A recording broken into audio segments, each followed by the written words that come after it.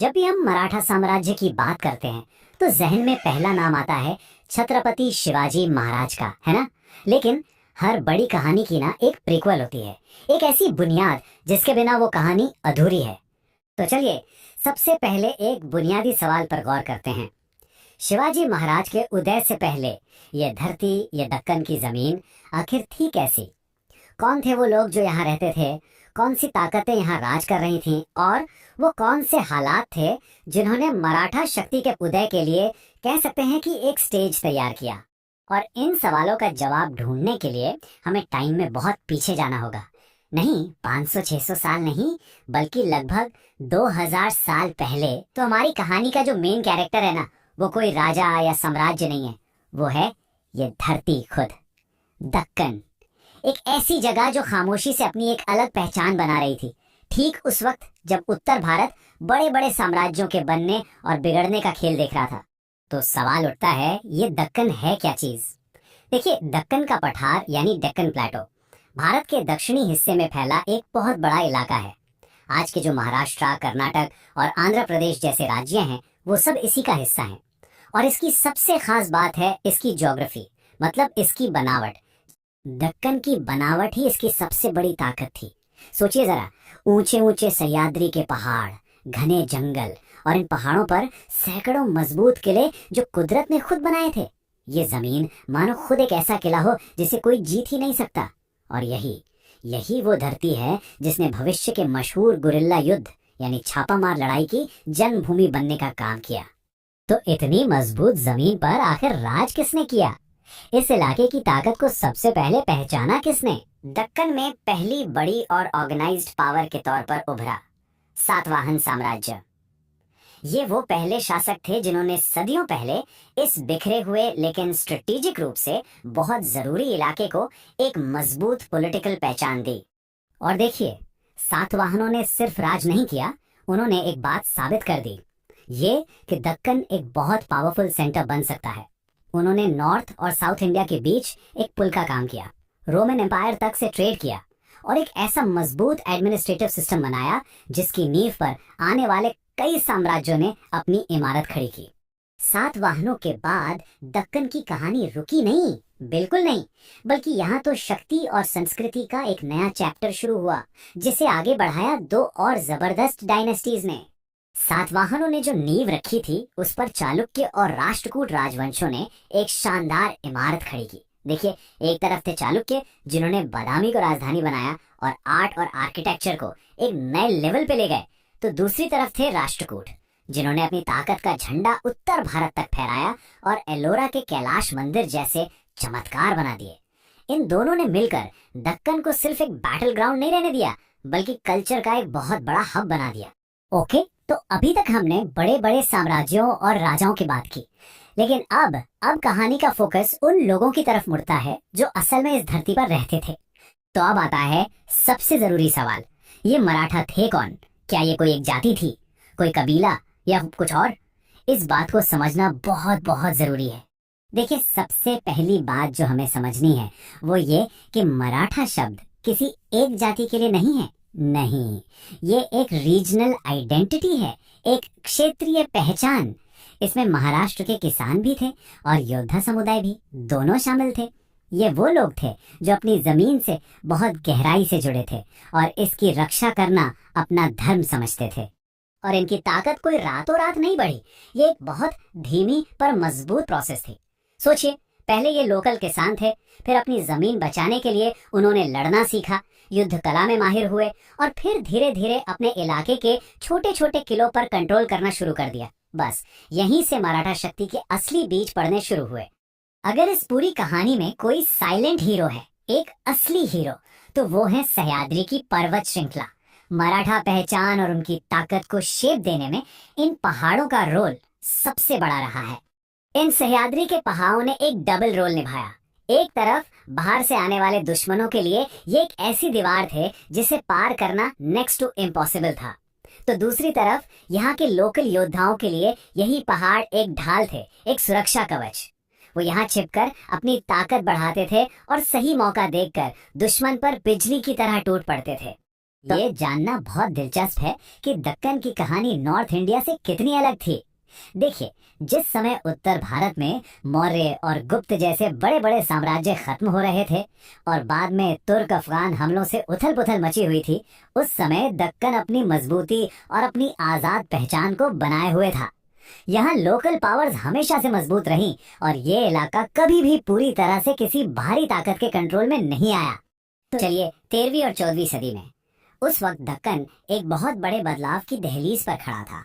तो हो क्या रहा था, उत्तर भारत में दिल्ली सल्तनत एक सुपर पावर बन चुकी थी और अब उनकी नजरें थीं दक्षिण पर। अलाउद्दीन खिलजी के हमलों ने दक्कन के जो पुराने स्थापित राज्य थे उन्हें पूरी तरह से हिला कर रख दिया।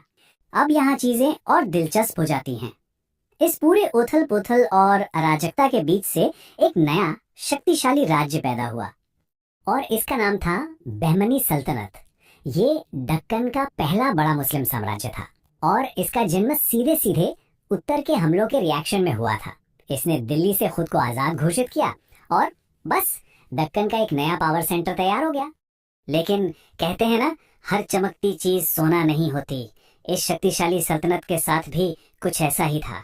बाहर से देखने में ये बहुत मजबूत थी, पर अंदर ही अंदर इसे एक बीमारी खाए जा रही थी और वो थी अंदरूनी लड़ाई। सल्तनत में दो गुट बन गए थे, एक दक्कनी यानी जो पुराने बसे हुए मुस्लिम थे और दूसरे अफाकी जो तुर्क, अफगान और ईरान से आए थे।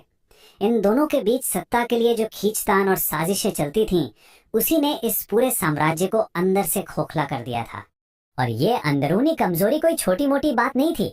असल में ये वो दरार थी जिसने आगे चलकर पूरे साम्राज्य को बिखेर कर रख दिया। और फिर वही हुआ जिसका डर था। एक बहमनी सल्तनत 5 अलग अलग एक दूसरे से लड़ने वाली सल्तनतों में टूट गई। बीजापुर, गोलकुंडा, अहमदनगर, बीदर और बरार। दक्कन की एकता अब इतिहास बन चुकी थी। ये लाइन उस दौर की सच्चाई को बिल्कुल सही तरीके से बताती है। दक्कन अब सच में एक युद्ध भूमि था। ये पांचों सल्तनतें लगातार एक दूसरे से लड़ रही थीं। आज दोस्त कल दुश्मन, गठबंधन बनते थे, टूटते थे। ये राजनीति कम और एक खुला वॉर जोन ज्यादा था। लेकिन कहानी यहाँ खत्म नहीं होती, बल्कि यहाँ से एक नया चैप्टर शुरू होता है। इसी लड़ाई और अराजकता के माहौल ने एक नए समूह को आगे आने का एक सुनहरा मौका दिया। तो अब सीन में एंट्री होती है मराठा योद्धाओं की। भोंसले, जाधव, मोरे, ये नाम अब इन नई सल्तनतों की सेनाओं में गूंजने लगे थे। और ये सिर्फ साधारण सैनिक नहीं थे, ये ऐसे कुशल योद्धा थे जिनकी जरूरत हर सुल्तान को थी। और जरा इस बात पर गौर कीजिए कि उनकी हैसियत कितनी तेजी से बदली। उन्होंने एक सैनिक के तौर पर शुरुआत की, लेकिन अपनी काबिलियत के दम पर जल्द ही वो सेनापति और जागीरदार बन गए। जागीरदार मतलब वो सरदार जिन्हें सैन्य सेवा के बदले में जमीन का एक बड़ा हिस्सा मिलता था। तो अब वो सिर्फ मिलिट्री कमांडर नहीं थे, बल्कि ताकतवर जमींदार भी थे। लेकिन ये सिर्फ एक मिलिट्री प्रमोशन की कहानी नहीं थी। असल में ये एक तरह की पॉलिटिकल ट्रेनिंग थी। मराठा सरदार इन सल्तनतों के लिए लड़ते हुए सिर्फ युद्ध नहीं सीख रहे थे, वो राजनीति का एक नया खेल सीख रहे थे। उन्होंने देखा कि सीधी लड़ाई से ज्यादा असरदार होती है चालाकी, कूटनीति और सही समय पर गठबंधन बनाना। ये शायद सबसे बड़ा सबक था जो मराठों ने सुल्तानों को एक दूसरे के खिलाफ साजिशें करते देखकर सीखा। उन्होंने ये समझा कि असली ताकत सिर्फ बाहुबल में नहीं, बल्कि सही रणनीति और कूटनीतिक चालाकी में होती है। इस दौर का एक बहुत ही निर्णायक मोड़ था 1565 की तालीकोटा की लड़ाई। यहाँ दक्कन की सल्तनतों ने मिलकर विजयनगर साम्राज्य को हरा दिया।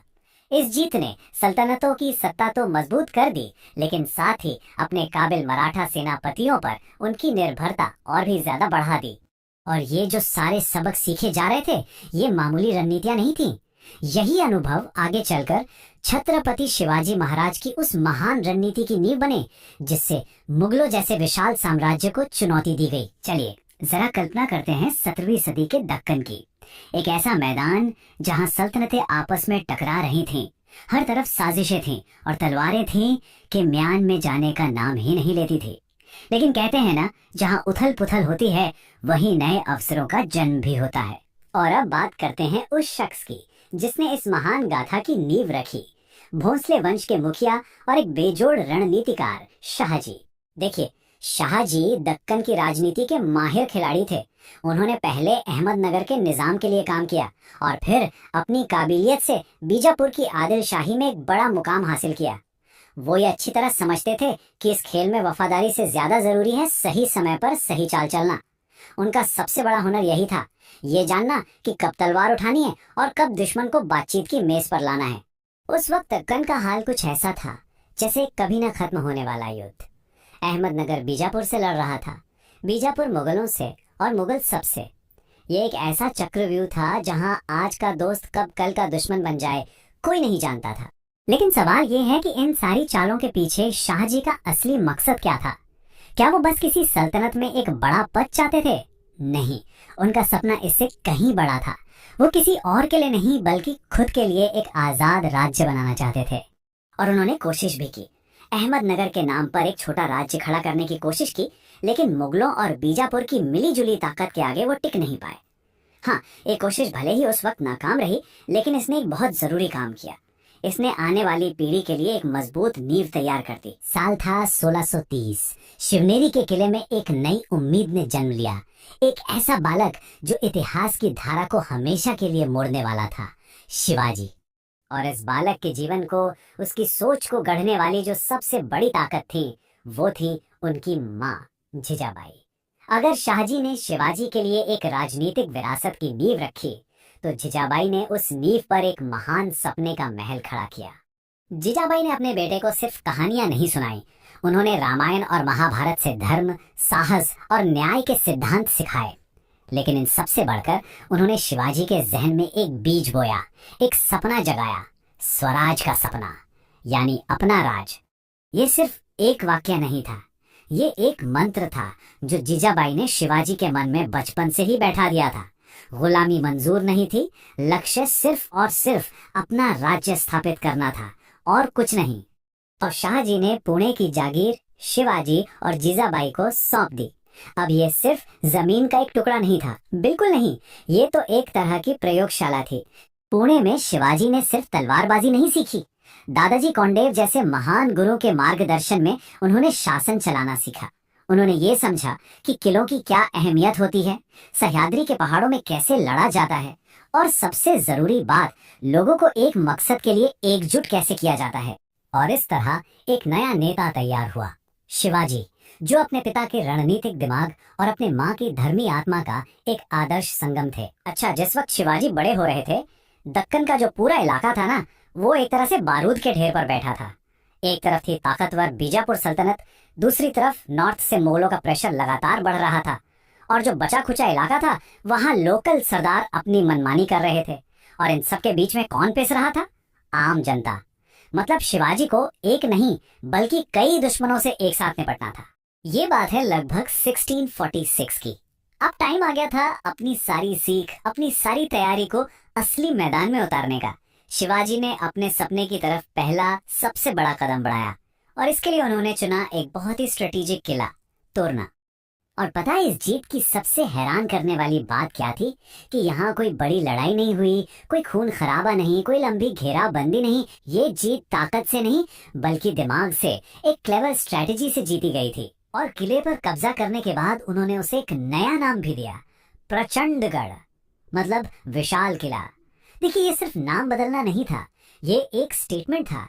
बीजापुर सल्तनत को एक सीधा मैसेज था कि देखो, अब एक नई ताकत मैदान में आ चुकी है। ये एक नए युग का ऐलान था। शिवाजी का पूरा गेम प्लान, उनका मूल मंत्र इन शब्दों में छिपा है, जो किलों पर राज करेगा वही दक्कन पर राज करेगा। वो ये बात अच्छी तरह जानते थे कि ये पहाड़ी किले सिर्फ पत्थर की दीवारें नहीं हैं, ये तो सत्ता की चाबी हैं। और उनकी दूसरी सबसे बड़ी ताकत वो थी गुरिल्ला वॉरफेयर, यानी छापा मार युद्ध। अब शिवाजी की ये हरकतें छिप नहीं सकती थीं। बीजापुर के दरबार में जो लोग उन्हें अब तक एक छोटा मोटा जागीरदार का बेटा समझ रहे थे, वो अब नक्शों पर उनके बढ़ते हुए असर को देख रहे थे। अब उन्हें ये एहसास होने लगा था कि ये कोई मामूली बगावत नहीं है, ये तो उनकी शासन के लिए एक बहुत बड़ा और बढ़ता हुआ खतरा है। और यहीं पर कहानी एक बहुत ही पर्सनल और मुश्किल मोड़ लेती है। शिवाजी के जो पिता थे, शाहजी भोसले, वो खुद बीजापुर सल्तनत के एक बहुत वफादार और बड़े सरदार थे। अब जरा उनकी सिचुएशन सोचिए। एक तरफ बेटे का सपना है और दूसरी तरफ अपनी सल्तनत से वफादारी। शिवाजी का हर एक कदम उनके अपने पिता को एक बहुत ही मुश्किल कश्मकश में डाल रहा था। तो यहाँ एक बहुत बड़ा सवाल खड़ा होता है, जब एक अकेले इंसान का मिशन एक पूरे के पूरे एम्पायर को चैलेंज करता है, तो पहले कौन झुकेगा, वो इंसान या वो एम्पायर? ये टकराव तो अभी बस शुरू ही हुआ था। चलिए आज चलते हैं इतिहास के एक ऐसे पन्ने पर जहाँ तलवारों से ज्यादा तेज दिमाग चले। ये कहानी है छत्रपति शिवाजी महाराज और अफजल खान के उस ऐतिहासिक आमना सामना की जिसने दक्कन का नक्शा हमेशा के लिए बदल दिया। ये कहानी सिर्फ ताकत की नहीं है, बल्कि ये है रणनीति की, धोखे की और उस हिम्मत की जिसने एक बहुत बड़ी सल्तनत को चुनौती दे दी थी। तो इस पूरी कहानी की शुरुआत होती है बीजापुर सल्तनत के दिल में बैठे एक डर से। शिवाजी महाराज अब सिर्फ कोई पहाड़ी सरदार नहीं रह गए थे, वो एक ऐसी शक्ति बन रहे थे जो सल्तनत की नींव हिला सकती थी। देखिए, एक के बाद एक तोरना जैसे मजबूत किले शिवाजी महाराज के हाथ में आ रहे थे। उनकी ताकत ना एक आग की तरह फैल रही थी और बीजापुर के दरबार में अब बेचैनी थी, एक कानाफूसी थी कि अगर इस उठते हुए सूरज को अभी नहीं रोका गया तो ये सल्तनत को हमेशा के लिए अंधेरे में डुबो देगा। और इसी डर ने बीजापुर को अपना सबसे घातक हथियार इस्तेमाल करने पर मजबूर कर दिया। मैदान में उतारा गया अफजल खान को।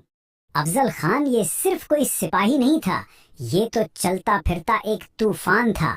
बहुत लंबा चौड़ा, ताकतवर और अनगिनत जंगों का तजुर्बा। उसकी शोहरत एक चालाक और बेहद बेरहम कमांडर की थी और उसका मिशन सिर्फ एक था, शिवाजी नाम के इस चैप्टर को हमेशा हमेशा के लिए बंद कर देना। लेकिन ये लड़ाई मैदान में होने से बहुत पहले दिमाग में लड़ी गई। अफजल खान ने अपनी तलवार से पहले अपनी क्रूरता का इस्तेमाल किया। उसने लोगों की आस्था पर हमला किया, उनके घर जला दिए और आम लोगों के दिलों में दहशत भर दी। उसका मकसद एकदम साफ था, शिवाजी को इतना मजबूर कर दो कि वो गुस्से में अपना ठिकाना छोड़कर बाहर निकल आए। लेकिन शिवाजी महाराज वो भावनाओं से नहीं बल्कि दिमाग से काम ले रहे थे। उन्होंने अफजल के बिछाए जाल में फंसने की जगह अपना खुद का एक चक्रव्यूह तैयार किया। उन्होंने जंग का मैदान खुद चुना और वो था प्रतापगढ़ का किला, जो घने जंगलों और ऊंची पहाड़ियों के बीच में छिपा था। यहाँ पर दोनों की रणनीतियां बिल्कुल अलग थीं। एक तरफ था अफजल खान, जो खुले मैदान में अपनी बड़ी सेना के दम पर जीतना चाहता था, और दूसरी तरफ थे शिवाजी, जो दुश्मन को अपने घर यानी घने जंगलों में खींचना चाहते थे, जहाँ एक बड़ी सेना ताकत नहीं बल्कि बोझ बन जाती है। ये असल में गुरिल्ला वॉरफेयर का एक बेहतरीन नमूना था। और फिर वो घड़ी आ ही गई जब ये दोनों आमने सामने आने वाले थे। ये मुलाकात इतिहास के सबसे खतरनाक और नाटकीय पलों में से एक बनने जा रही थी। अफजल खान ने एक शांति का मुखौटा पहना और एक न्योता भेजा, आओ बिना हथियारों के शांति से बात करते हैं। लेकिन इस शांति के लिबास के पीछे जो धोखे का खंजर छुपा था ना, ये शिवाजी महाराज अच्छी तरह जानते थे। शिवाजी महाराज को ये अंदाजा तो था ही कि खान की बातों पर भरोसा करना बेवकूफी होगी, इसलिए उन्होंने अपनी तैयारी भी उतनी ही खामोशी से की। कपड़ों के नीचे छिपा था लोहे का कवच, हथेली में छिपा था वागनख नाम का एक घातक हथियार और कमर में एक छोटा खंजर भी। मतलब वो हर धोखे का जवाब देने के लिए पूरी तरह तैयार थे। ये वागनख कोई आम हथियार नहीं है, इसका मतलब होता है बाघ का पंजा। ये एक छोटा लेकिन बहुत ही खतरनाक हथियार है जिसे आप आसानी से अपनी हथेली में छिपा सकते हैं और करीबी लड़ाई में ये अचानक दुश्मन के शरीर को चीर सकता है। और फिर वो पल आया जब मानो इतिहास ने अपनी सांसें रोक लीं। दोनों दुश्मन आमने सामने खड़े थे। अफजल खान ने दोस्ती का दिखावा करते हुए अपनी बाहें फैला दी। उस पल हवा में दोस्ती नहीं बल्कि साजिश और खतरे की महक थी। और जैसे ही शिवाजी महाराज करीब आए, अफजल खान ने अपना असली इरादा जाहिर कर दिया। उसने अपनी लोहे जैसी पकड़ में शिवाजी को जकड़ लिया और अपनी कटार से उनकी पीठ पर जोरदार वार किया। लेकिन खान का वार टकराकर बेकार हो गया। शिवाजी की दूरदर्शिता यानी उनके लोहे के कवच ने उन्हें बचा लिया था। अफजल खान ने जो जाल बिछाया था वो अब उसी में खुद फंस चुका था। शिवाजी ने एक पल भी नहीं गंवाया। बिजली की तेजी से उन्होंने अपने छिपे हुए वाघनख से खान पर हमला किया और फिर खंजर से दूसरा वार। कहानी एक ही पल में खत्म हो गई। अफजल खान जमीन पर था। ये सिर्फ एक व्यक्ति की मौत नहीं थी, ये एक सल्तनत की हार की शुरुआत थी। इस एक जीत का असर बहुत गहरा और बहुत दूर तक जाने वाला था। अफजल खान का गिरना सिर्फ मौत नहीं, एक इशारा था, और वो इशारा मिलते ही पहाड़ों में छिपे शिवाजी की सेना भूखे शेरों की तरह बिना सरदार की फौज पर टूट पड़े। देखते ही देखते बीजापुर की वो विशाल सेना तितर बितर हो गई। तो ये सिर्फ एक लड़ाई की जीत नहीं थी, ये एक ऐलान था। पूरे हिंदुस्तान में शिवाजी का नाम गूंजने लगा। अब वो एक अजेय योद्धा बन चुके थे। ये मराठा साम्राज्य के उदय का सबसे बड़ा टर्निंग पॉइंट था, और ये एक संदेश था कि दक्कन में एक नई शक्ति का जन्म हो चुका है जिसे नजरअंदाज नहीं किया जा सकता। लेकिन कहते हैं ना, जब एक खतरा खत्म होता है तो कोई और बड़ा खतरा आपकी तरफ देखने लगता है। इस जबरदस्त जीत के बाद दिल्ली में बैठे मुगल बादशाह औरंगजेब की नजरें अब शिवाजी महाराज पर टिक गईं। उसने शिवाजी को एक बहुत बड़े खतरे के तौर पर देखा और उन्हें रोकने की योजना बनाना शुरू कर दिया। और बस यहीं से शुरू होती है एक और बड़ी कहानी। तो अब मैदान सज चुका था। एक तरफ था औरंगजेब का विशाल मुगल साम्राज्य, मतलब बेहिसाब पैसा, बेहिसाब फौज और एक ही मकसद, पूरे दक्कन पर कब्जा करना। और दूसरी तरफ थे शिवाजी, वो उभरती हुई शक्ति जो मुगलों के रास्ते का सबसे बड़ा कांटा बन चुके थे। तो अब इस चुनौती से निपटने के लिए औरंगजेब ने अपने सबसे भरोसेमंद और तजुर्बेकार सेनापतियों में से एक शाइस्ता खां को भेजा। उसे 1.5 लाख सैनिकों की एक भारी भरकम फौज दी गई और ऑर्डर सिर्फ एक था, शिवाजी को खत्म करो। शाइस्ता खान ने आते ही बड़ी तेजी से पुणे पर कब्जा कर लिया, और हद तो तब हो गई जब उसने अपना हेडक्वार्टर बनाया लाल महल को। ये वही जगह थी जहां शिवाजी महाराज का बचपन बीता था। मतलब ये एक सीधा सीधा संदेश था। ये सिर्फ एक फौजी हार नहीं थी, ये शिवाजी के लिए एक बहुत गहरी भावनात्मक चोट थी। जरा सोचिए, दुश्मन आपके ही घर में आकर बैठ गया है। ये लड़ाई अब सिर्फ जमीन की नहीं रही थी, ये इज्जत की लड़ाई बन चुकी थी। लेकिन यहीं से कहानी एक जबरदस्त मोड़ लेती है। हालात बहुत मुश्किल थे। सामने इतनी बड़ी मुगल सेना थी कि आमने सामने की लड़ाई का तो सवाल ही नहीं उठता था। उन्होंने सीधा युद्ध नहीं चुना, उन्होंने चुनी गुरिल्ला युद्ध की रणनीति, मतलब अचानक हमला करो और गायब हो जाओ। और उनका प्लान वाकई में बहुत हिम्मत वाला था। पहला, सीधी लड़ाई से बचो। दूसरा, दुश्मन की फौज पर नहीं, सीधा उसके दिल पर, मतलब उसके लीडर पर हमला करो। तीसरा, शहर में घुसने के लिए एक शादी की बारात का भेष बनाओ। और चौथा, रात के अंधेरे में अचानक हमला करो। ये एक कमाल का और उतना ही रिस्की प्लान था। जरा उस माहौल की कल्पना कीजिए। ढोल की हल्की हल्की आवाज, मशालों की टिमटिमाती रोशनी, और शिवाजी अपने कुछ गिने चुने सैनिकों के साथ एक बारात के भेष में मुगल पहरेदारों को चकमा देते हुए चुपके से पुणे शहर में दाखिल हो गए। और फिर अचानक हमला। लाल महल के अंदर आराम कर रहे मुगल पूरी तरह से भौचक्के के रह गए। उन्हें अंदाजा ही नहीं था कि उनके अपने हेडक्वार्टर के अंदर उन पर हमला हो सकता है। चारों तरफ चीख पुकार और तलवारों की खनक के बीच पूरी तरह से अफरा तफरी मच गई।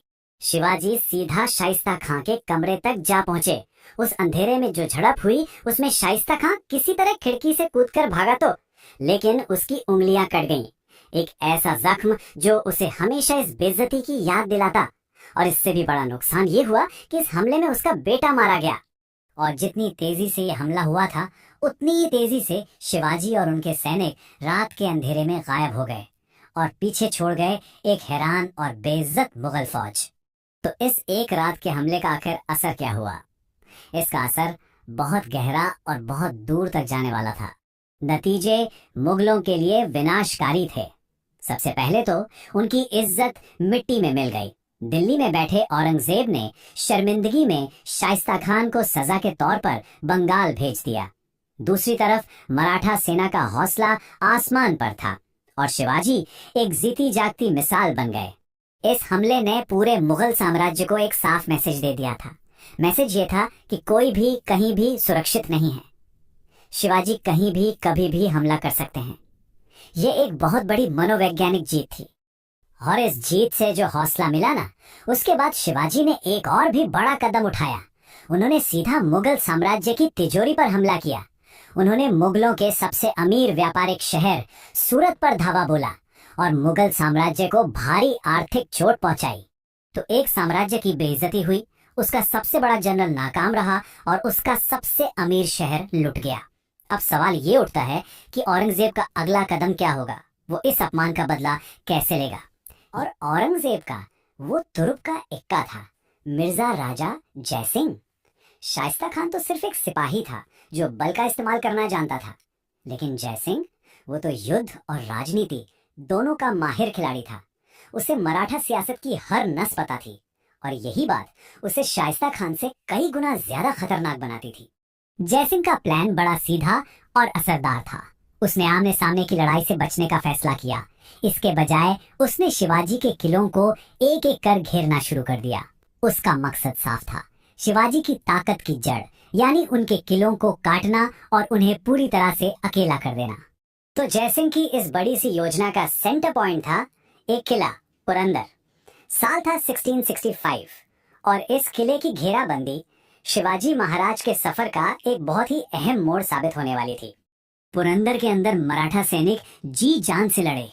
वाकई उन्होंने अपनी पूरी ताकत झोंक दी, लेकिन मुगल सेना वो बहुत बड़ी थी, उनके पास हथियार और रसद भी कहीं ज्यादा थे। अब लड़ाई को और खींचना लगभग नामुमकिन होता जा रहा था। हर गुजरता दिन शिवाजी पर दबाव बढ़ा रहा था, और अब उन्हें एक बहुत बहुत मुश्किल फैसला लेना था। और जब हार सामने खड़ी दिख रही थी, शिवाजी ने एक ऐसा दांव चला जिसकी किसी को उम्मीद नहीं थी। उन्होंने संधि करने के लिए हाँ कर दी। इतिहास इसे पुरंदर की संधि के नाम से जानता है। जरा इन शर्तों को देखिए, ये कितनी सख्त थीं। शिवाजी को अपने 23 सबसे जरूरी किले मुगलों को देने पड़े, सिर्फ 12 ही उनके पास बचे। और बस इतना ही नहीं, अपने बेटे संभाजी को मुगल दरबार में एक मनसबदार बना के भेजना पड़ा। ये एक तरह से उनकी अधीनता स्वीकार करने जैसा था। सोचिए, किसी भी स्वाभिमानी राजा के लिए ये कितना बड़ा अपमान रहा होगा। वो ये बात अच्छी तरह जानते थे कि आमने सामने की लड़ाई में अपनी बची खुची सेना को खो देने से अच्छा है कि थोड़ा पीछे हट जाएं, अपनी ताकत को बचाएं और सही वक्त का इंतजार करें। और ये संधि सिर्फ किले देने तक ही सीमित नहीं थी, इसमें एक और शर्त थी। एक ऐसी शर्त जो शिवाजी को सीधा मुगल सल्तनत के दिल में यानी आगरा ले जाने वाली थी। उन्हें खुद बादशाह औरंगजेब से मिलना था। आगरा का वो शाही दरबार, जरा उस मंजर की कल्पना कीजिए। एक तरफ हिंदुस्तान का शहंशाह औरंगजेब और दूसरी तरफ दक्कन के पहाड़ों से आया वो राजा शिवाजी। ये मुलाकात इतिहास लिखने वाली थी। पर जैसे ही शिवाजी दरबार में दाखिल हुए, उन्हें तीसरी लाइन के सरदारों के साथ खड़ा कर दिया गया। ये कोई गलती नहीं थी, ये एक साजिश थी, एक सोची समझी बेइज्जती। अब शिवाजी, जो अपने सम्मान और आजादी के लिए ही तो लड़ रहे थे, वो ये सब चुपचाप कैसे सहते। उन्होंने भरे दरबार में सम्मान का विरोध किया और वहां से निकल गए। ये बहुत बड़ी हिम्मत का काम था और इसके नतीजे भी बहुत गंभीर होने वाले थे। तो ये बात बिल्कुल साफ थी, औरंगजेब का इरादा शिवाजी को इज्जत देना था ही नहीं, वो तो उन्हें सबके सामने नीचा दिखाना चाहता था। ये एक सियासी जाल था जिसमें शिवाजी को फंसा लिया गया था। शिवाजी के इस विरोध का नतीजा भी फौरन सामने आया। औरंगजेब ने तुरंत हुक्म दिया कि शिवाजी और उनके बेटे संभाजी को आगरा में ही नजरबंद कर दिया जाए, यानी हाउस अरेस्ट। अब सोचिए, शिवाजी अपने घर से सैकड़ों मील दूर एक अनजान और दुश्मन शहर में कैदी बन चुके थे। अब आगरा में कैद, घर से मीलों दूर। क्या यहाँ से निकलने का कोई रास्ता था? क्या ये कहानी का अंत था? पहली नजर में तो यही लगता था कि अब कोई उम्मीद नहीं बची है। और ये कोई मामूली कैद नहीं थी, बिल्कुल नहीं। सोचिए, चारों तरफ कड़ा पहरा, हर आने जाने वाले पर नजर, हर पल की निगरानी। मतलब ऐसा सुरक्षा घेरा था कि परिंदा भी पर न मार सके। वहां से निकल भागना सच कहें तो नामुमकिन सा लग रहा था। औरंगजेब को अपनी इस सुरक्षा पर इतना ज्यादा भरोसा था कि उसने कहा था, अब शिवाजी मेरे हाथ से नहीं निकल सकते। उसे पूरा यकीन था कि खेल खत्म हो चुका है और शिवाजी अब हमेशा के लिए उसकी कैद में रहेंगे। स्टेक्स बहुत हाई थे। तो अब शुरू होता है असली दिमागी खेल। यहाँ से कहानी एक बहुत ही दिलचस्प मोड़ लेती है। शिवाजी महाराज समझ गए थे कि ताकत के जोर पर यहाँ से निकलना मुमकिन नहीं है। देखिए, शिवाजी का प्लान कितना शानदार था। ये कई हिस्सों में बटा था। सबसे पहला कदम, बीमार होने का नाटक करना, ताकि पहरेदारों को लगे कि ये अब कमजोर पड़ गए हैं। फिर उन्होंने दवाइयों और फलों के बहाने लोगों से मिलना जुलना शुरू किया। धीरे धीरे पहरेदारों का भरोसा जीता। और फिर आया सबसे जरूरी हिस्सा, उन्होंने रोजाना दान के नाम पर मिठाई और फलों से भरी बड़ी बड़ी टोकरियां बाहर भिजवानी शुरू कर दी। अब शुरू शुरू में तो पहरेदारों ने हर टोकरी की बड़ी सख्ती से जांच की, लेकिन जब ये रोज का काम हो गया तो क्या होता है, वो ढीले पड़ गए, लापरवाह हो गए और बस शिवाजी महाराज को इसी एक पल का इंतजार था। और अब हम पहुंचते हैं कहानी के सबसे रोमांचक हिस्से पर, यानी टोकरियों में पलायन। आखिरकार वो दिन आ ही गया, डी डे, जब पूरी बाजी पलटने वाली थी। उस दिन भी सब कुछ बिल्कुल बिल्कुल वैसा ही था जैसा रोज होता था। वही फलों और मिठाइयों से लदी बड़ी बड़ी टोकरियां लाइन से बाहर जा रही थीं। पहरेदारों के लिए तो ये बस एक और आम दिन था, एक रूटीन काम। लेकिन ये दिन आम बिल्कुल नहीं था, क्योंकि इस बार उन टोकरियों में से 2 के अंदर मिठाइयां नहीं थीं, बल्कि खुद शिवाजी महाराज और उनके बेटे संभाजी छिपे हुए थे। सोचिए कितना बड़ा जोखिम था, एक गलती और सब कुछ खत्म। और हुआ भी वही जिसका शिवाजी महाराज ने अंदाजा लगाया था। पहरेदारों ने अपनी आदत के मुताबिक लापरवाही से टोकरियों को जाने दिया। उन्होंने जांच नहीं की और बस टोकरियां बाहर निकली और उनके साथ ही शिवाजी महाराज आजाद हो गए। अब जरा सोचिए मुगल साम्राज्य का हाल। जैसे ही ये खबर आगरा के दरबार में पहुंची, मानो भूचाल आ गया। औरंगजेब का तो गुस्से से बुरा हाल था। सोचिए, उसकी नाक के नीचे से उसका सबसे बड़ा कैदी फरार हो गया था। पूरे मुगल दरबार के लिए ये बहुत बड़ी बेइज्जती थी। जाहिर है जिन पहरेदारों ने लापरवाही बरती थी उन्हें सख्त सजा मिली और शिवाजी महाराज को पकड़ने के लिए चारों तरफ हर दिशा में एक बहुत बड़ा सर्च ऑपरेशन शुरू कर दिया गया। ये सिर्फ एक फरारी नहीं थी, ये शिवाजी महाराज का एक तरह से नया जन्म था। समझिए, आगरा जाने से पहले वो एक कैदी थे, सीमित थे, लेकिन इस कैद से निकलने के बाद वो और ज्यादा अनुभवी, और ज्यादा चालाक और हाँ, मुगलों के लिए पहले से कहीं ज्यादा खतरनाक बनकर वापस लौटे। और इस घटना ने सब कुछ बदल दिया। शिवाजी महाराज ने ये तय कर लिया कि अब मुगलों से कोई समझौता नहीं होगा, सिर्फ और सिर्फ संघर्ष होगा। इसके बाद उन्होंने अपने वो सारे किले जो वो खो चुके थे एक एक करके वापस जीतना शुरू कर दिया। और यहीं से शुरू हुआ मुगलों के साथ उनके टकराव का एक नया और पहले से कहीं ज्यादा आक्रामक दौर। तो आगरा से लौटने के बाद शिवाजी महाराज का इरादा और लक्ष्य दोनों एकदम साफ थे। अब बात सिर्फ अपना खोया हुआ इलाका वापस लेने की नहीं थी, बल्कि उससे भी कहीं ज्यादा हासिल करने की थी। अब लक्ष्य था विस्तार। और फिर जो हुआ वो वाकई में देखने लायक था। एक बहुत ही तेज मिलिट्री कैंपेन शुरू हुआ। एक के बाद एक पुरंदर की संधि में जो भी किले हाथ से निकल गए थे उन्हें वापस जीता गया। और देखते ही देखते दक्कन में मराठा शक्ति पहले से कहीं ज्यादा मजबूत हो गई। अब फौजी जीत तो मिल रही थी, लेकिन इसके बाद शिवाजी की सोच में एक बहुत बड़ा एक स्ट्रेटेजिक बदलाव आया। तो अब एक बहुत बड़ा सवाल खड़ा था, क्या शिवाजी सिर्फ एक ताकतवर सरदार बनकर रह जाएंगे या फिर वो एक संप्रभु राजा के तौर पर अपनी पहचान बनाएंगे?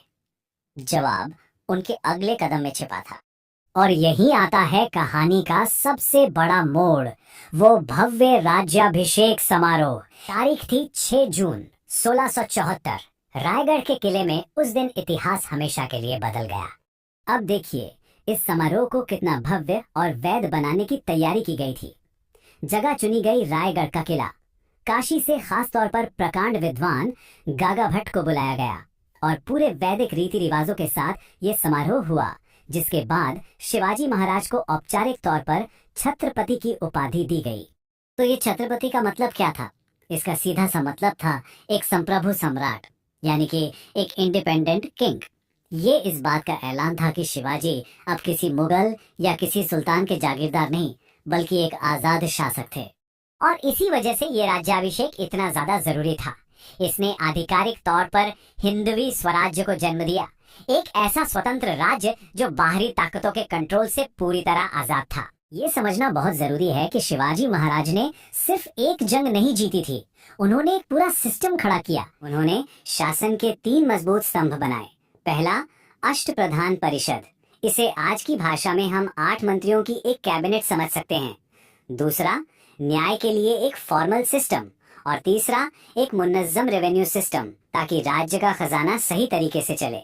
और यहाँ पर उनकी दूर की सोच दिखती है, वो भी बहुत साफ साफ।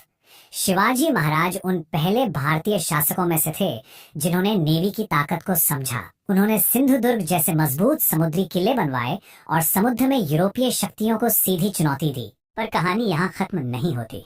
दक्कन में एक नई ताकत का उदय तो हो चुका था, लेकिन दिल्ली में बैठा औरंगजेब इस नए राजा को कभी भी स्वीकार करने वाला नहीं था। एक नए और शायद कहीं ज्यादा बड़े संघर्ष की बस शुरुआत होने वाली थी। ये लाइनें ना उस समय की गंभीरता को बिल्कुल साफ दिखाती हैं। सोचिए, एक तरफ एक साम्राज्य जो अपनी बुलंदी पर था, अपने शिखर पर था, और दूसरी तरफ किस्मत, वो अपना एक अलग ही खेल खेलने को तैयार थी। और यहीं से उनकी रणनीति में एक बहुत बड़ा बदलाव देखने को मिलता है। अब वो मराठा साम्राज्य को सिर्फ दक्कन के पठार से बाहर निकालकर पूरे दक्षिण भारत में एक प्रमुख शक्ति बनाना चाहते थे। और इसी नई सोच का नतीजा था उनके जीवन का सबसे बड़ा और आखिरी सैन्य अभियान, जिसे इतिहास में दक्षिणी अभियान या फिर कर्नाटक अभियान के नाम से जाना जाता है। और देखिए, ये कोई छोटा मोटा अभियान नहीं था। जी नहीं, ये करीब करीब 2 साल तक चला। इस अभियान के जो लक्ष्य थे वो एकदम क्रिस्टल क्लियर थे। एक तरफ अपने पिता की विरासत को महफूज करना था और दूसरी तरफ भविष्य के लिए दूर दक्षिण में एक स्थायी, एक स्ट्रैटेजिक मिलिट्री प्रेजेंस बनाना था। अब इस पूरे अभियान में वैसे तो कई जीतें मिली, लेकिन एक जीत ऐसी थी जो इतिहास के पन्नों में हमेशा के लिए दर्ज हो गई, और वो थी जिंजी के अजय किले पर कब्जा। शायद उस वक्त किसी ने अंदाजा भी नहीं लगाया होगा, लेकिन यही एक किला आगे चलकर मराठा साम्राज्य के लिए बहुत ही ज्यादा, मतलब अत्यधिक रणनीतिक महत्व का साबित होने वाला था। इसकी अहमियत भविष्य में पता चलनी थी। उन्होंने एक साथ 2 मोर्चों पर काम किया। मतलब एक तरफ तो उनकी तलवार थी जो दुश्मन के किले जीत रही थी, और दूसरी तरफ थी उनकी कूटनीति जो नए नए दोस्त बना रही थी, जैसे कि गोलकोंडा सल्तनत के साथ एक जरूरी संधि करना या फिर स्थानीय दक्षिणी शासकों के साथ गठबंधन बनाना। और हाँ, ये भी नहीं भूलना चाहिए कि जमीन के साथ साथ शिवाजी महाराज ने समुद्र पर भी अपनी पकड़ एकदम मजबूत कर ली थी। इस वक्त तक मराठा नौसेना इतनी ताकतवर हो चुकी थी कि वो पुर्तगाली और डच जैसी यूरोपीय शक्तियों को भी टक्कर दे रही थी। मतलब ऐसा लग रहा था कि जमीन हो या समुद्र, दोनों पर शिवाजी महाराज की शक्ति अपने चरम पर है। तो साम्राज्य अपने शिखर पर था, जीत का जश्न भी चल रहा था। लेकिन ठीक तभी कहानी ने एक बहुत ही दुखद मोड़ ले लिया। सालों से चले आ रहे लगातार युद्ध, प्रशासन का इतना बड़ा तनाव और कभी न रुकने वाले अभियानों का असर अब शिवाजी महाराज के स्वास्थ्य पर साफ साफ दिखने लगा था। उनकी सेहत गिरने लगी थी। और फिर वो दिन आ ही गया। तारीख थी 3 अप्रैल 1680। रायगढ़ के किले में उस महान योद्धा ने अपनी आखिरी सांस ली, और इस खबर के फैलते ही मानो पूरे साम्राज्य में शोक की लहर दौड़ गई। लोग सन्न थे, सैनिकों का हौसला टूट चुका था। ऐसा लग रहा था जैसे पूरा का पूरा मराठा साम्राज्य ही थम गया हो। ये सिर्फ एक राजा की मौत नहीं थी, ये एक पूरे युग का, एक पूरे दौर का अंत था। उस युग का जिसे उन्होंने खुद अपने हाथों से बनाया था। अब हर किसी के जहन में बस एक ही सवाल था, एक ही डर था कि अब क्या होगा। शिवाजी के बिना इस साम्राज्य का भविष्य क्या है। और इस अनिश्चितता के माहौल में साम्राज्य के सामने एक नहीं बल्कि 3 बड़े खतरे एक साथ खड़े थे। पहला, कोई साफ साफ उत्तराधिकारी तय नहीं था, जिससे अंदरूनी लड़ाई का, गृह युद्ध का डर था। दूसरा, सरदारों के बीच आपसी टकराव का खतरा बढ़ गया था। और तीसरा और सबसे बड़ा खतरा बाहर से था, मुगल बादशाह औरंगजेब, जो बस इसी एक मौके का इंतजार कर रहा था। जैसे ही शिवाजी महाराज के निधन की खबर दिल्ली पहुंची, औरंगजेब को लगा कि बस यही वो सुनहरा मौका है मराठा साम्राज्य को हमेशा हमेशा के लिए खत्म करने का। और उसने फौरन खुद एक बहुत बड़ी सेना लेकर दक्षिण की ओर कूच करने की तैयारी शुरू कर दी। तो अब मराठा साम्राज्य के सबसे मुश्किल, सबसे कठिन दौर की शुरुआत होने वाली थी। और सवाल यही था कि जिस साम्राज्य को शिवाजी महाराज ने इतनी मेहनत और लगन से खड़ा किया था, क्या वो उनके बिना आने वाले इस भयानक तूफान का सामना कर पाएगा? इसका जवाब वो तो इतिहास के अगले पन्नों में ही मिलेगा। और बस यहीं से शुरू हो गया सत्ता का असली खेल। 2 गुट बन गए। एक तरफ थे शिवाजी के बड़े बेटे संभाजी महाराज, और दूसरी तरफ उनके छोटे भाई राजा राम, जिनके पीछे थी रानी सोयराबाई और दरबार के कुछ ताकतवर सरदार। दरबार में मतलब साजिशों का एक जाल सा बुना हुआ था। लेकिन संभाजी महाराज ने इन सब को पार करते हुए आखिरकार सत्ता अपने हाथ में ले ही ली। उन्होंने खुद को छत्रपति घोषित कर दिया। पर कहानी यहाँ खत्म नहीं हुई। असल में चुनौतियां तो अब शुरू होने वाली थीं। तो घर की लड़ाई तो चली रही थी, लेकिन बाहर एक ऐसा तूफान खड़ा था जो अंदर की हर कलह से कहीं ज्यादा बड़ा था। और ये तूफान कोई और नहीं बल्कि मुगल बादशाह औरंगजेब का विशाल अभियान था। और देखिए, औरंगजेब कोई छोटी मोटी फौज लेकर नहीं आया था। वो लाखों की सेना, भारी भरकम तोपखाना लेकर खुद दक्कन में उतरा था। मतलब इरादा एकदम साफ था। ये कोई आम जंग नहीं थी। ये उस महासंग्राम की शुरुआत थी जो अगले 27 साल तक चलने वाला था। और मकसद सिर्फ एक, मराठा साम्राज्य को जड़ से उखाड़ फेंकना, हमेशा हमेशा के लिए। तो सवाल उठता है कि इतने बड़े, इतने विशाल खतरे का सामना संभाजी महाराज ने आखिर किया कैसे। उन्होंने वही रास्ता अपनाया जो उनके पिता ने सिखाया था, गुरिल्ला युद्ध, मतलब छापामार लड़ाई। सोचिए, मुगलों की इतनी बड़ी सेना, उनकी ताकत भी थी और कमजोरी भी। क्यों? क्योंकि उसे रसद पहुंचाने के लिए लंबी लंबी सप्लाई लाइंस चाहिए थी। संभाजी के सैनिक क्या करते थे? इन्हीं लाइनों पर अचानक हमला करते, सामान लूटते और जंगल में गायब हो जाते। सीधी लड़ाई से बचते थे जहां मुगलों की संख्या भारी पड़ती थी। इसके बजाय उन्होंने दुश्मन को थकाया, भूखा मारा और एक साथ कई जगहों पर उलझाए रखा। लेकिन एक तरफ जहां वो बाहरी दुश्मनों से लोहा ले रहे थे, वहीं साम्राज्य के अंदर भीतर ही भीतर नए खतरे सिर उठा रहे थे। ये वो दुश्मन थे जो दिखते नहीं थे पर उतने ही जानलेवा थे। और इसका असर क्या हुआ? साम्राज्य अंदर से खोखला हो रहा था। दरबार में एकता तो थी नहीं, ऊपर से कुछ सरदार पीठ में छुरा घोंपने को तैयार थे। और लगातार जंग की वजह से खजाना भी तेजी से खाली हो रहा था।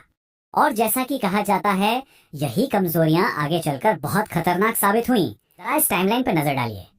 1680 शिवाजी महाराज का देहांत, 1681 औरंगजेब दक्कन में आता है, और फिर 9 साल, पूरे 9 साल के लगातार संघर्ष के बाद 1689 में आखिरकार वो हो ही गया जिसका डर था। साल था 1689। अपनों की ही गद्दारी की वजह से मुगल सेना ने संभाजी महाराज को घेर लिया और उन्हें पकड़ लिया गया।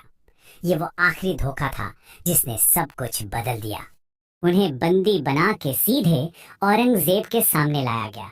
औरंगजेब ने उनके सामने एक शर्त रखी, इस्लाम कबूल कर लो और अपनी जान बख्शवा लो। ये महज एक शर्त नहीं थी, ये उनके स्वाभिमान, उनके धर्म, उनके चरित्र की सबसे बड़ी परीक्षा थी। संभाजी का जवाब साफ इनकार। एक पल भी नहीं सोचा उन्होंने। अपने धर्म और अपने स्वाभिमान के लिए उन्होंने मौत को चुना। उनका ये इनकार अडिग था, अटूट था। औरंगजेब के लिए सिर्फ एक ना नहीं थी, ये उसकी बादशाहत को सीधी चुनौती थी। इसके बाद जो हुआ वो क्रूरता की सारी हदें पार कर गया। कई दिनों तक उन पर ऐसे जुल्म ढाए गए जिनकी कल्पना भी नहीं की जा सकती। उम्मीद ये थी कि वो टूट जाएंगे, झुक जाएंगे, लेकिन उन्होंने अपने सिद्धांतों से समझौता करने की जगह एक भयानक मौत को गले लगा लिया। औरंगजेब को तो लगा कि बस जंग जीत ली। उसे लगा कि राजा खत्म तो मराठा साम्राज्य भी खत्म, हमेशा के लिए। लेकिन ये उसकी जिंदगी की सबसे बड़ी गलतफहमी थी। औरंगजेब ने सोचा था कि वो मराठों को कुचल देगा, लेकिन हुआ ठीक उल्टा। संभाजी महाराज के इस बलिदान ने मराठों में बदले और अपने स्वराज्य को बचाने की एक ऐसी आग भड़का दी जैसी पहले कभी किसी ने नहीं देखी थी। औरंगजेब ने एक राजा की जान जरूर ली थी, पर उसने अनजाने में एक ऐसे शहीद को जन्म दे दिया था जिसने बिखरे हुए मराठा साम्राज्य को फिर से एक कर दिया। असली कहानी तो अब शुरू होनी थी। तो आखिर में सवाल यही है, क्या ये एक राजा का अंत था या एक क्रांति की शुरुआत? संभाजी महाराज का बलिदान मराठा इतिहास के लिए क्या मायने रखता है? ये एक ऐसा सवाल है जो आज भी हमें सोचने पर मजबूर करता है। देखिए, छत्रपति संभाजी सिर्फ एक राजा नहीं थे, वो एक पहचान थे, एक करिश्माई लीडर। उनके जाने के बाद मराठा साम्राज्य एक ऐसी नाव की तरह हो गया जिसकी कोई पतवार ही ना हो। रायगढ़ जैसे एक के बाद एक कई बड़े बड़े किले मुगलों के हाथ में जा रहे थे, और सच में ऐसा लगने लगा था कि औरंगजेब की कही बात सच हो जाएगी, मराठा साम्राज्य बस बिखरने ही वाला है। लेकिन कहते हैं ना, जब उम्मीद की आखिरी किरण भी बुझने लगे तभी कहानी में एक नया मोड़ आता है। एक नया लीडर सामने आया। ये थे छत्रपति राजाराम, शिवाजी महाराज के छोटे बेटे। हाँ, ये सच है कि वो शायद अपने बड़े भाई संभाजी महाराज की तरह आक्रामक योद्धा नहीं थे, लेकिन उनमें एक अलग ही बात थी। एक गजब का ठहराव, एक जबरदस्त संकल्प और बिखरे हुए लोगों को एक धागे में पिरोने की कमाल की काबिलियत। और उस मुश्किल घड़ी में मराठों को ठीक इसी चीज की सबसे ज्यादा जरूरत थी। और छत्रपति बनते ही राजा राम ने एक ऐसा कदम उठाया जिसकी किसी को उम्मीद नहीं थी।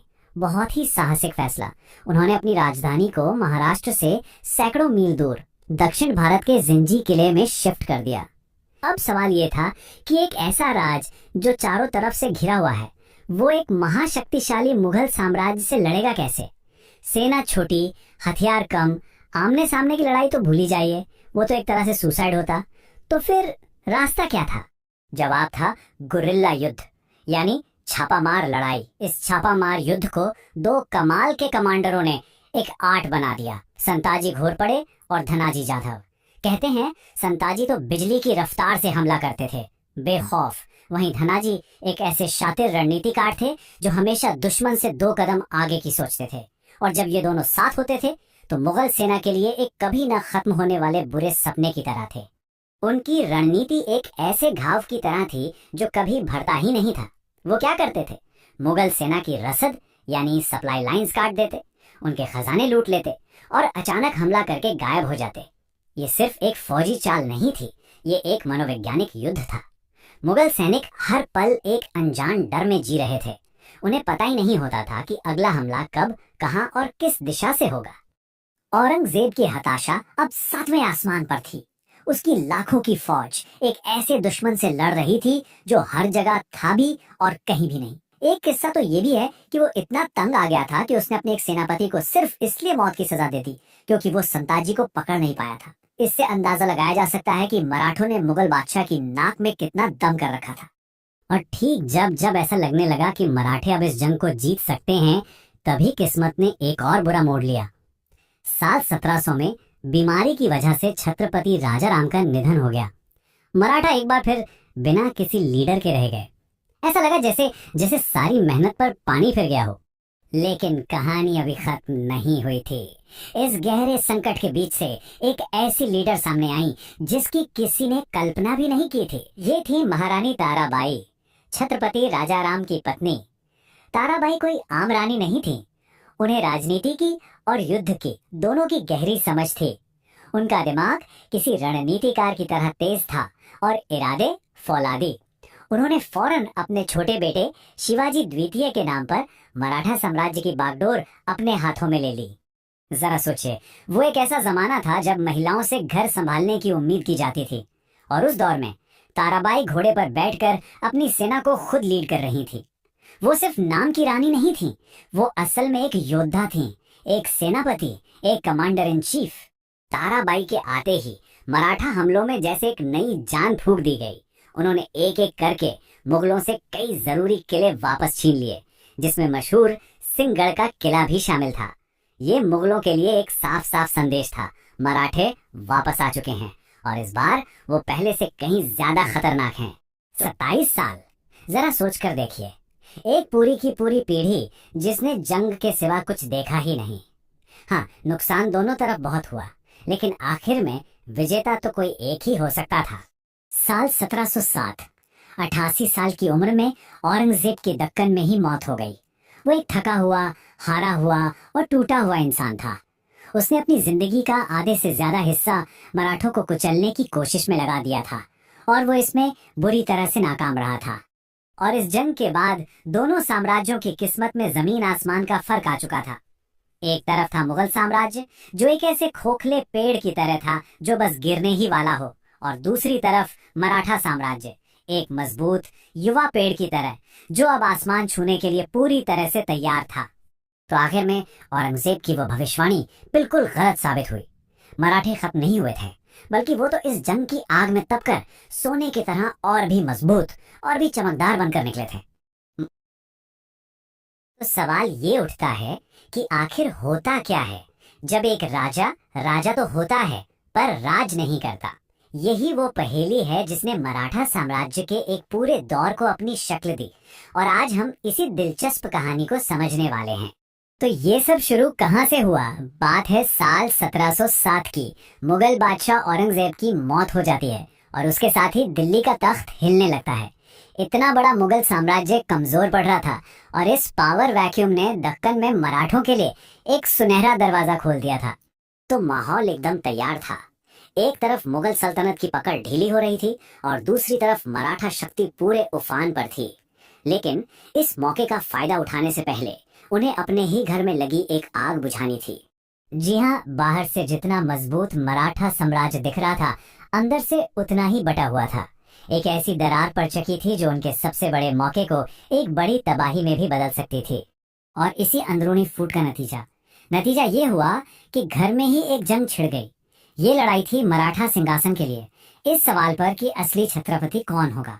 इस टकराव में आमने सामने कौन थे? एक तरफ थी महारानी ताराबाई, जो कोल्हापुर से सत्ता संभाल रही थीं, और दूसरी तरफ थे शाहू महाराज, छत्रपति संभाजी के बेटे, जो सालों तक मुगलों की कैद में रहने के बाद लौटे थे अपना हक मांगने। शाहू महाराज ने लौटते ही साफ कह दिया, असली वारिस मैं हूँ। बस उनके इस एक ऐलान ने ताराबाई की सत्ता को सीधी चुनौती दे दी और मराठा सरदार दो गुटों में बंट गए। अब टकराव होना तो तय ही था। इस लड़ाई में जीत हुई शाहू महाराज की। वो छत्रपति बन भी गए, लेकिन कहानी का असली ट्विस्ट तो अब आना बाकी था।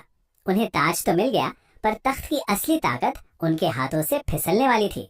और यही एंट्री होती है मराठा इतिहास के सबसे पावरफुल पद की, पेशवा यानी प्रधानमंत्री।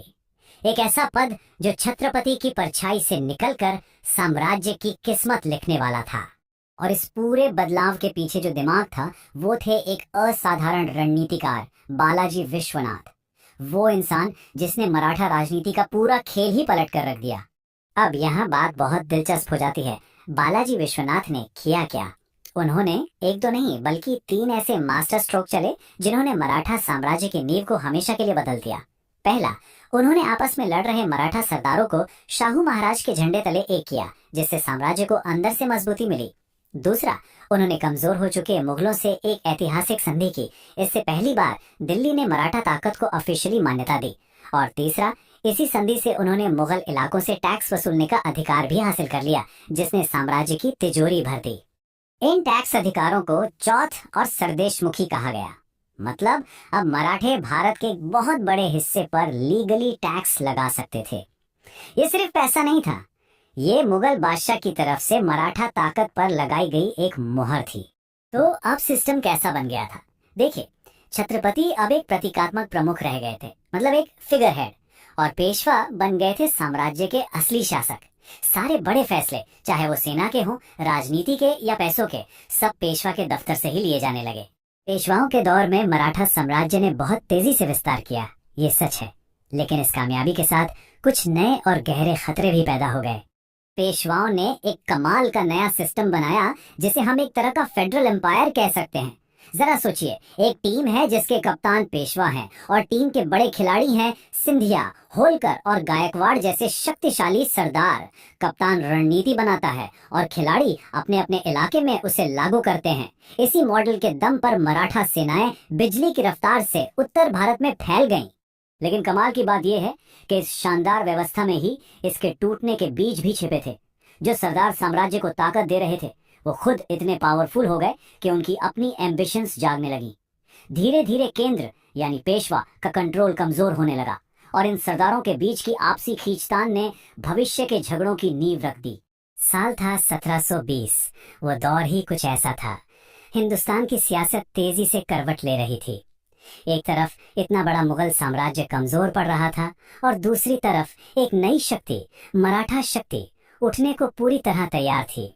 और इसी उथल पुथल के बीच बालाजी विश्वनाथ के निधन के बाद उनके बेटे बाजीराव नए पेशवा बने। लेकिन बाजीराव को सिर्फ गद्दी नहीं संभालनी थी, उन्हें तो एक नया इतिहास लिखना था। बाजीराव का सपना कोई छोटा मोटा नहीं था, उनका लक्ष्य बिल्कुल साफ था। मुगल साम्राज्य को खत्म करो और पूरे हिंदुस्तान पर मराठा ध्वज फहराओ। इसी सोच ने उनके उस प्रसिद्ध नारे को जन्म दिया, दिल्ली चलो। अगर समझना है कि बाजीराव इतने कामयाब क्यों हुए, तो हमें उनकी और मुगलों की रणनीति का फर्क देखना होगा। देखिए, एक तरफ थी मुगल सेना जो अपने भारी भरकम तोपखाने और धीमी चाल पर निर्भर थी, और दूसरी तरफ थे बाजीराव, जिनकी सबसे बड़ी ताकत थी बिजली की सी रफ्तार और अचानक किए गए हमले। उनकी हल्की घुड़सवार सेना दुश्मन को संभलने का, अरे सोचने तक का मौका नहीं देती थी। और इस कमाल की रणनीति का नतीजा एक के बाद एक जबरदस्त जीत। बाजीराव ने मालवा, बुंदेलखंड, गुजरात सब पर कब्जा कर मराठा असर को तेजी से फैलाया। खास तौर पर बुंदेलखंड में राजा छत्रसाल की मदद करके उन्होंने न सिर्फ मुगलों को हराया बल्कि एक बहुत बड़ा इलाका भी हासिल किया। और इसी जीत ने उत्तर भारत में मराठों की धाक जमा दी। और फिर आया साल 1737। अब तक तो बाजीराव का हौसला आसमान छू रहा था। उनकी सेना ने दिल्ली के इतने करीब जाकर हमला किया कि ये सिर्फ एक हमला नहीं रह गया था, ये मुगलों के लिए एक साफ संदेश था, एक मनोवैज्ञानिक चोट थी कि अब हिंदुस्तान में असली शक्ति कौन है। बाजीराव ने एक नया सिस्टम बनाया, मराठा परिसंघ या मराठा कन्फेडरेसी। उन्होंने ग्वालियर के सिंधिया, इंदौर के होलकर, नागपुर के भोंसले और बड़ौदा के गायकवाड़ जैसे ताकतवर सरदारों को अपने अपने इलाके सौंप दिए।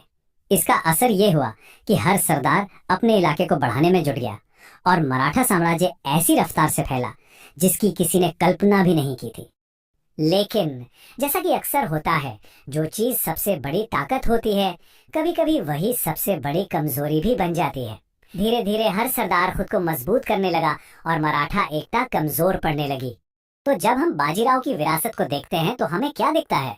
उनकी विरासत असल में जीत और चुनौतियों का एक मिला जुला अध्याय है, जो हमें उनकी महानता और उनकी सीमाओं दोनों के बारे में बताता है।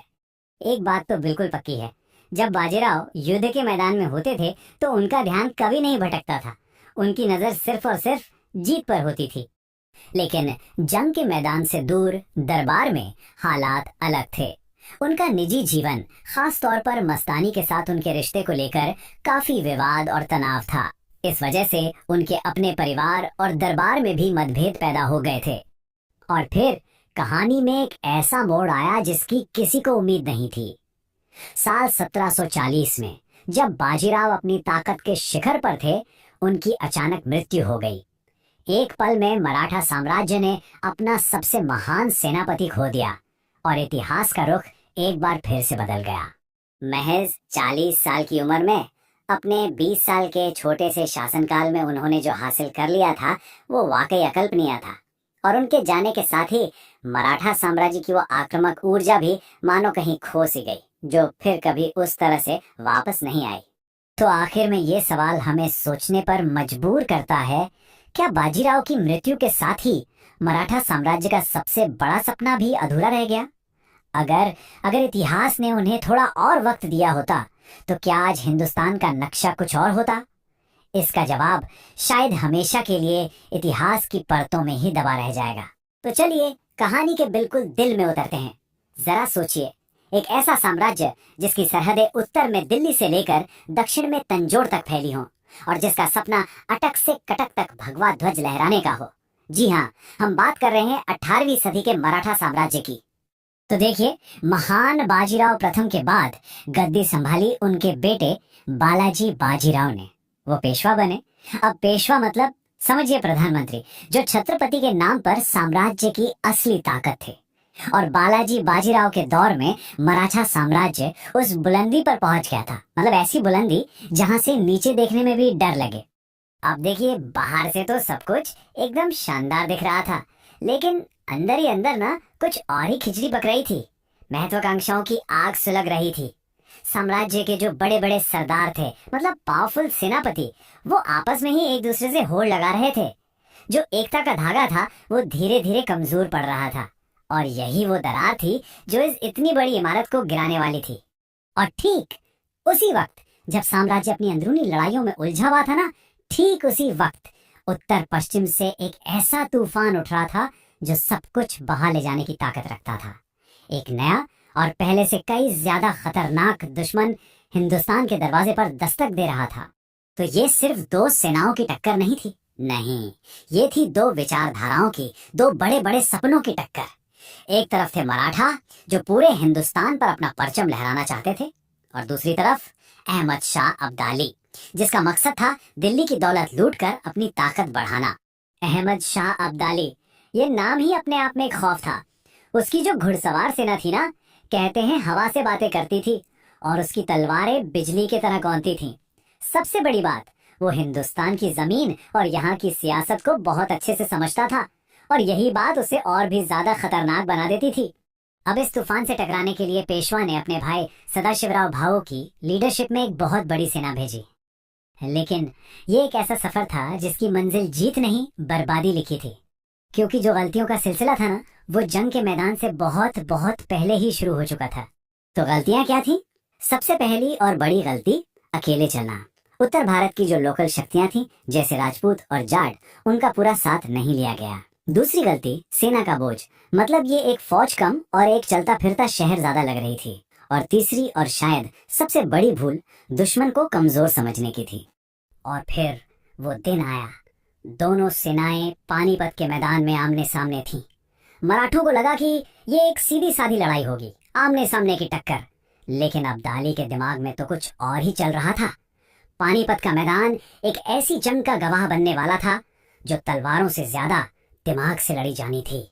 अब्दाली ने एक ऐसा जाल बिछाया कि मराठा उसमें बुरी तरह फंस गए। उसने क्या किया? उसने मराठा सेना को चारों तरफ से घेर लिया और उनके खाने पीने रसद का सारा रास्ता ही काट दिया। अब सोचिए, हर गुजरता दिन मराठों की हिम्मत और ताकत दोनों को तोड़ रहा था। और आखिरकार जब सिर्फ दो ही रास्ते बचे, या तो भूख से मर जाओ या लड़कर मरो, तो मराठों ने लड़ने का फैसला किया। तारीख थी 14 जनवरी 1761। इतिहास के पन्नों में ये तारीख मराठा साम्राज्य के सबसे स्याह दिन के तौर पर दर्ज हो गई। लड़ाई शुरू हुई और अपने चरम पर थी। मराठा अपनी पूरी ताकत से लड़ रहे थे और ऐसा लग रहा था कि जीत बस कुछ ही दूर है। लेकिन तभी दोपहर के वक्त किस्मत ने ऐसा पासा पलटा कि सब कुछ बदल गया। हुआ ये कि पेशवा के बेटे और सेना के नौजवान कमांडर विश्वासराव, उनको एक गोली आ लगी और जैसे ही उनकी मौत की खबर फैली, सेना में जैसे भूचाल आ गया। सोचिए, एक गोली ने सिर्फ एक राजकुमार की जान नहीं ली थी, उसने एक पूरे साम्राज्य की उम्मीदों को खत्म कर दिया था। उसके बाद जो हुआ वो जंग नहीं थी, वो एक कत्लेआम था। मराठा सेना पूरी तरह बिखर गई और अब्दाली के सिपाही उन पर टूट पड़े। पानीपत का वो मैदान मराठों के खून से लाल हो गया। ये सिर्फ एक हार नहीं थी, ये एक पूरी पीढ़ी का अंत था। जब इस भयानक हार की खबर पुणे पहुंची तो पेशवा बालाजी बाजीराव ये सदमा सह नहीं पाए और कुछ ही महीनों में उनकी भी मौत हो गई। पेशवा की मौत सिर्फ एक राजा की मौत नहीं थी, ये एक पूरे युग का अंत था। ऐसा लगा जैसे मराठा ताकत का सूरज हमेशा के लिए डूब गया हो। लेकिन कहते हैं ना, सबसे घना अंधेरा सूरज निकलने से ठीक पहले होता है। और देखिए, यहीं पर किस्मत ने एक ऐसा दांव खेला जिसकी किसी को उम्मीद नहीं थी। एक तरफ सबसे बड़े नेता की मौत ने एक बहुत बड़ा खालीपन पैदा कर दिया था, तो वहीं दूसरी तरफ इसी संकट की घड़ी से एक अप्रत्याशित हीरो का जन्म हुआ, युवा पेशवा माधवराव। तो अब माधवराव पेशवा बन गए। उन्होंने क्या किया? क्या वो बदला लेने दौड़ पड़े? नहीं, उनका सिद्धांत या कह सकते हैं फंडा बहुत क्लियर था। वो जानते थे कि गुस्से में या जल्दबाजी में लिया गया कोई भी फैसला एक और बड़ी तबाही ला सकता है। अरे भाई, टूटी हुई सेना और खाली खजाने के साथ कोई जंग नहीं जीती जाती। इसलिए उनका पहला और सबसे जरूरी लक्ष्य था, पहले खुद को मजबूत करो। और इसके लिए उन्होंने एक 3 स्टेप प्लान बनाया और इस मास्टर प्लान का जो नतीजा निकला, अरे वो तो उम्मीद से भी कहीं ज्यादा शानदार था। अब मराठा साम्राज्य की वापसी का वो दौर शुरू होने वाला था जो देखने वालों को हैरान कर देने वाला था। ये कोई तुक्का नहीं था, पूरी प्लानिंग थी। पहले फेज में उन्होंने दक्षिण और मध्य भारत में अपने खोए हुए इलाकों पर फिर से कब्जा किया, अपनी नींव मजबूत की। दूसरे फेज में हैदराबाद के निजाम जैसे पुराने दुश्मनों को हराकर सबको ये पैगाम दिया कि हाँ, मराठे वापस आ गए हैं। और आखिर में सबसे मुश्किल काम, उत्तर भारत में जहां उन्हें सबसे बड़ी हार मिली थी, वहां जाकर अपना दबदबा फिर से कायम किया। और ये वापसी इतनी तेज और इतनी जबरदस्त थी कि इतिहासकार आज भी इसे किसी चमत्कार से कम नहीं आंकते। लेकिन कहते हैं ना, दुश्मन सिर्फ सरहदों के पार नहीं होते, कभी कभी वो घर के अंदर ही होते हैं। और यही इस कहानी का सबसे दुखद पहलू है। एक तरफ माधवराव निजाम जैसी बड़ी बड़ी ताकतों को झुका रहे थे और दूसरी तरफ उनके अपने चाचा रघुनाथ राव सत्ता के लालच में बार बार उनके ही खिलाफ बगावत कर रहे थे, साजिशें कर रहे थे। ये शानदार वापसी की कहानी अब एक दुखद मोड़ की तरफ बढ़ रही थी। ये जीत शायद अधूरी रहने वाली थी और एक नया अनजाना खतरा दरवाजे पर दस्तक दे रहा था। पर उस संकट की बात करने से पहले ये याद रखना बहुत जरूरी है कि माधवराव के नेतृत्व में मराठा पावर अपने पीक पर पहुंच चुका था। ये उम्र थी उस महान पेशवा की जब 1772 में सिर्फ 27 साल की उम्र में एक बीमारी ने उन्हें हम सब से छीन लिया। वो इंसान जिसने एक लगभग मरे हुए साम्राज्य में दोबारा जान फूंक दी थी, वो खुद नियति के आगे हार गया। और ठीक उसी समय जब मराठे अपने ही घर में अपने अंदरूनी झगड़ों और लीडरशिप के संकट में उलझे हुए थे, तब एक नई ताकत बहुत खामोशी से अपनी जमीन तैयार कर रही थी, ब्रिटिश ईस्ट इंडिया कंपनी। मराठों का ध्यान उस तरफ गया ही नहीं और शायद यही उनकी सबसे बड़ी भूल साबित होने वाली थी। तो कुल मिलाकर कहानी क्या है कि पानीपत की राख से मराठों ने माधवराव के नेतृत्व में एक चमत्कारी वापसी की, लेकिन घर के ही दुश्मन और उस नायक की बहुत जल्दी हुई मौत ने इस जीत को अधूरा छोड़ दिया। और अब खेल में एक नया और पहले से कहीं ज्यादा खतरनाक खिलाड़ी मैदान में आ चुका था। और ये पूरी कहानी हमें इतिहास के एक बहुत बड़े क्या होता अगर पर लाकर छोड़ देती है। जरा सोचिए, अगर माधवराव कुछ और साल जी जाते तो क्या वो अंग्रेजों के बढ़ते हुए खतरे को भांप पाते? क्या आज हमारे देश का इतिहास, इसका भूगोल कुछ और होता? ये एक ऐसा सवाल है जिसका जवाब अब सिर्फ कल्पना में ही ढूंढा जा सकता है। देखिए, कहानी में ना दो चीजें एक साथ हो रही थी। एक तरफ 1757 में प्लासी और फिर 1764 में बक्सर की लड़ाई के बाद ईस्ट इंडिया कंपनी बंगाल पर पूरी तरह कब्जा जमा चुकी थी। वो अपनी ताकत बढ़ा रहे थे। और ठीक उसी वक्त कहानी के दूसरे छोर पर क्या हुआ, 1772 में पेशवा माधवराव प्रथम की मौत हो गई और बस सरदारों के बीच सत्ता की खींचतान शुरू हो गई। और बस यही था कहानी का सबसे बड़ा टर्निंग पॉइंट। अंग्रेजों ने मराठा साम्राज्य की इस अंदरूनी फूट को अपने लिए एक गोल्डन अपॉर्चुनिटी की तरह देखा। उन्हें लगा, भाई वाह, मराठा ताकत को चुनौती देने का इससे अच्छा मौका और क्या हो सकता है। तो अब देखते हैं कि वो चिंगारी कौन सी थी जिसने इस टकराव को एक बड़ी आग में, एक बड़े युद्ध में बदल दिया। और जानते हैं इसकी जड़ में क्या था? सिर्फ एक इंसान का पर्सनल एम्बिशन। और ये शख्स थे रघुनाथ राव, जिन्हें लोग रघोबा भी कहते थे। इनकी बस एक ही जिद थी, पेशवा बनना, मतलब मराठा साम्राज्य का प्रधानमंत्री या कह लें सबसे बड़ा रूलर। लेकिन प्रॉब्लम ये थी कि मराठा सरदार उनके साथ थे ही नहीं। तो अपनी जिद पूरी करने के लिए उन्होंने एक ऐसा कदम उठाया जो मराठा साम्राज्य के लिए बहुत भारी पड़ने वाला था। वो मदद मांगने पहुंच गए सीधा अंग्रेजों के पास। और यहीं पर 1775 में हुई सूरत की संधि। इस संधि ने, आप कह सकते हैं कि मराठाओं की इंटरनल पॉलिटिक्स में अंग्रेजों को एक ऑफिशियल एंट्री दे दी। अब लड़ाई तो होनी ही थी, लेकिन ये सिर्फ मराठा वर्सेस अंग्रेज की लड़ाई नहीं होने वाली थी। ये तो मराठा वर्सेस मराठा और अंग्रेज की लड़ाई बनने वाली थी। अंग्रेजों को तो लगा था कि ये बाजी वो बड़ी आसानी से जीत लेंगे, लेकिन आगे जो हुआ उसने सबको चौंका कर रख दिया।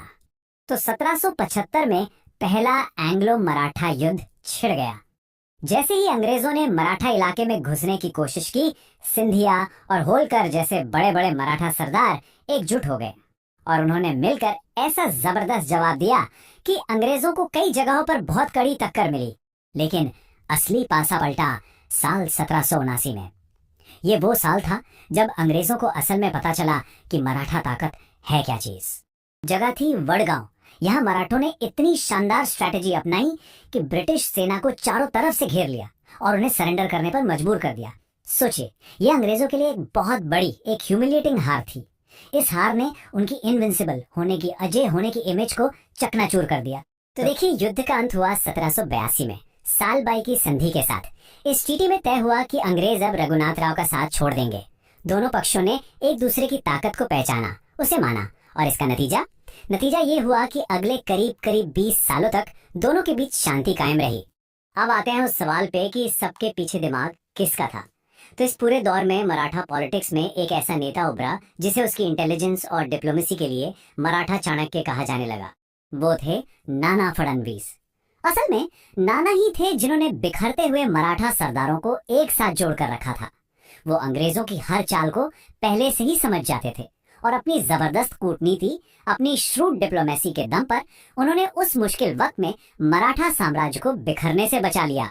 और यहीं पर एक बहुत इंटरेस्टिंग चीज हुई। अंग्रेजों ने वडगांव की हार को अपनी नाकामी की तरह नहीं देखा, बल्कि एक लेसन की तरह देखा। उन्होंने एक बात सीख ली थी कि मराठों को जंग के मैदान में हराने से कहीं ज्यादा आसान है उन्हें आपस में लड़वाना। और यहीं से जन्म हुआ उनकी सबसे खतरनाक पॉलिसी का, फूट डालो और राज करो। देखिए, 1780 के दशक के बाद ऊपर से देखने में तो लगता था कि मराठा साम्राज्य से ज्यादा मजबूत कोई है ही नहीं, लेकिन ये सिर्फ एक दिखावा था। असलियत ये थी कि अंदर ही अंदर ये साम्राज्य खोखला हो रहा था। वजह ये थी कि मराठा ताकत किसी एक के हाथ में नहीं थी। वो सिंधिया, होलकर, भोंसले और गायकवाड़ जैसे बड़े बड़े सरदारों में बटी हुई थी और सबको बस अपने फायदे की पड़ी थी। साम्राज्य की किसी को चिंता नहीं थी। ब्रिटिश ईस्ट इंडिया कंपनी को पहले युद्ध में समझ आ गया था कि मराठों से आमने सामने की लड़ाई जीतना आसान नहीं है, तो उन्होंने अपना तरीका ही बदल दिया। अब खेल तलवार का नहीं, साजिश का था, पॉलिटिक्स का था। और इस शतरंज की बिसात पर मोहरे कौन थे? खुद मराठा सरदार, जिन्हें एक दूसरे के खिलाफ ही इस्तेमाल किया जा रहा था। और इस साजिश के खेल का सबसे बड़ा मोहरा बने खुद पेशवा, और उनके एक फैसले ने मराठों की किस्मत पर मानो ताला लगा दिया। उस वक्त पेशवा थे बाजीराव द्वितीय। अब वो एक कमजोर लीडर थे। अपने ही सरदारों पर उनका कोई कंट्रोल नहीं था और वो लगातार लड़ाइयां हार रहे थे।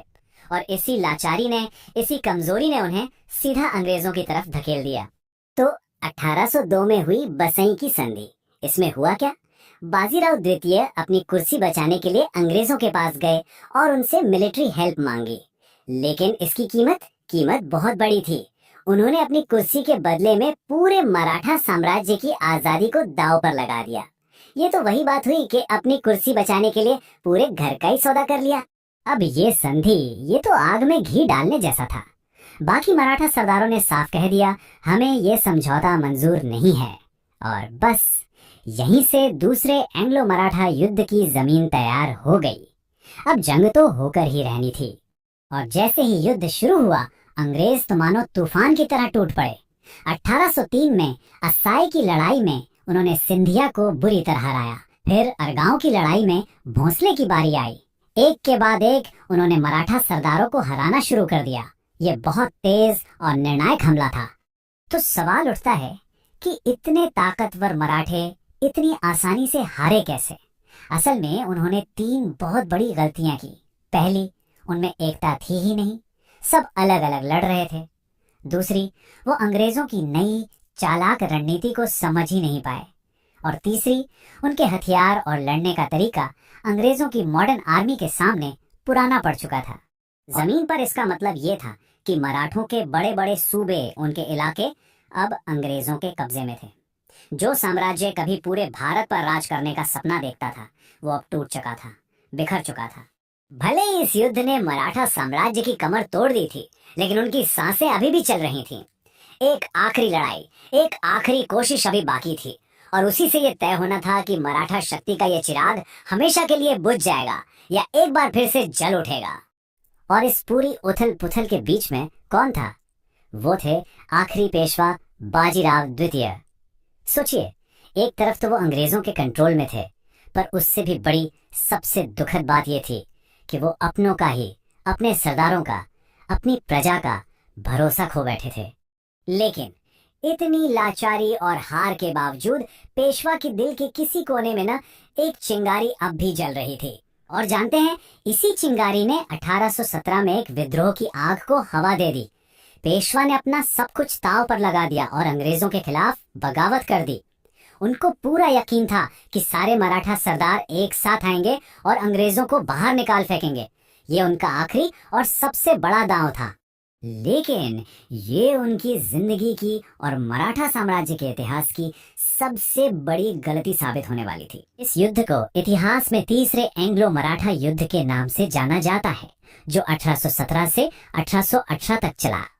ये मराठा साम्राज्य का आखिरी और फैसलाकुन टकराव था। पर इस युद्ध की सबसे बड़ी त्रासदी क्या थी पता है?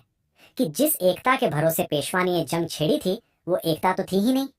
अपनी आखिरी और सबसे जरूरी लड़ाई में मराठे एकजुट नहीं थे। वो आपस में ही बटे हुए थे। इस युद्ध का नतीजा असल में दो लड़ाइयों ने तय कर दिया। एक थी खड़की की लड़ाई, जहां पेशवा बाजीराव द्वितीय को एक बहुत बड़ी हार का सामना करना पड़ा, और फिर हुई कोरेगांव की लड़ाई, एक इतना भयंकर युद्ध कि उसमें मराठों को बहुत बहुत भारी नुकसान हुआ।